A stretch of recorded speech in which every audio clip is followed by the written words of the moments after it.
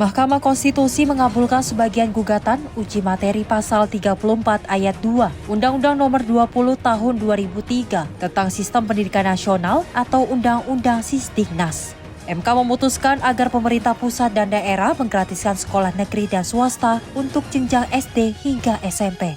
Putusan soal sekolah gratis itu dibacakan dalam sidang di Gedung MK, Jakarta Pusat pada Selasa, 27 Mei 2025. MK menyatakan frasa wajib belajar minimal pada jenjang pendidikan dasar tanpa memungut biaya dalam pasal 34 ayat 2 Undang-Undang Sisdiknas telah menimbulkan multitafsir dan perlakuan diskriminatif sehingga bertentangan dengan Undang-Undang Dasar Negara tahun 1945. Meski demikian, apakah anggaran negara mampu untuk membiayai pendidikan gratis sesuai dengan putusan Mahkamah Konstitusi?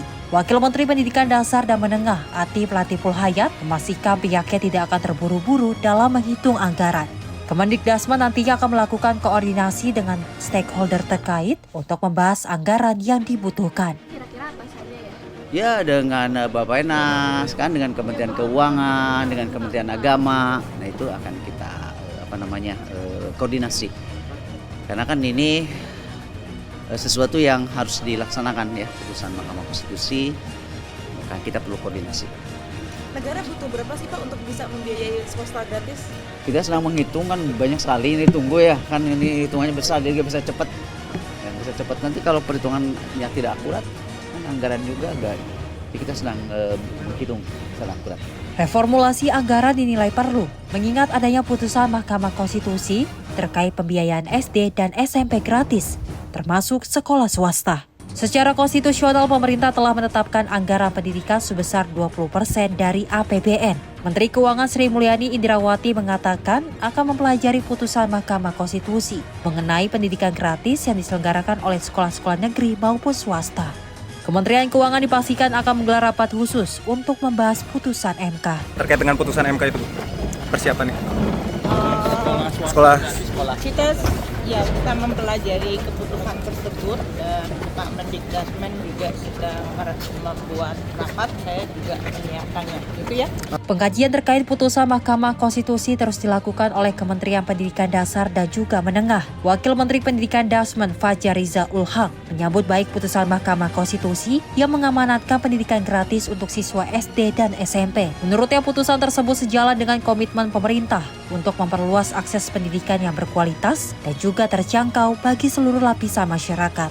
Fajar menjelaskan Kementerian Pendidikan saat ini tengah melakukan pengkajian secara menyeluruh, termasuk dari segi anggaran dan implementasi di daerah. Sedang menelaah secara utuh ya mengenai keputusan MK tersebut ya. Karena ini juga akan terkait dengan pemerintah daerah, karena urusan pendidikan bukan kewenangan absolut pemerintah pusat, tapi juga menjadi tanggung jawab pemerintah daerah karena bersifat konkuren. Apalagi pendidikan dasar seperti SD, SMP itu juga berada di bawah pengelolaan dan tanggung jawab pemerintah daerah, kota, dan kabupaten. Cukup ya? Berarti ada instruksi dari Bapak Presiden atau seperti apa Pak? Ya, kami sedang dalam proses pengkajian di internal, tentu juga kita akan menunggu apa arahan Bapak Presiden mengenai hal ini. Dengan adanya putusan MK, pemerintah dinilai perlu merombak anggaran tengah tahun APBN untuk menindaklanjuti putusan Mahkamah Konstitusi perihal kewajiban menjamin pendidikan dasar dan menengah gratis. Mahkamah Konstitusi mewajibkan negara menggratiskan pendidikan dasar 9 tahun dari SD hingga SMP, termasuk sekolah swasta tertentu. Dari Jakarta, tim redaksi Simpo TV melaporkan.